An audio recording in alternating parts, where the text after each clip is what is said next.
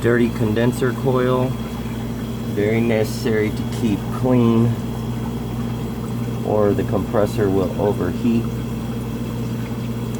and can cause problems and damage to the compressor. It will also reduce the efficiency of the refrigeration system. It's best to use just a thin brush like so and just brush the dust down.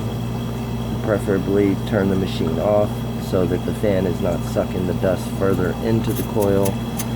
This one, however, we can't get to the plug, so we're just going to try to brush it down.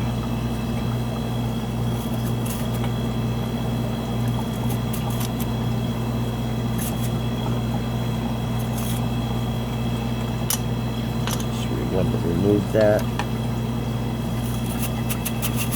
Just make sure you get the coils nice and clean.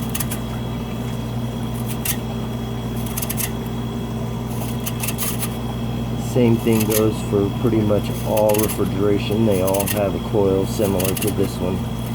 It's necessary to keep that clean as far as your preventative maintenance. It will keep you from having trouble with your appliance.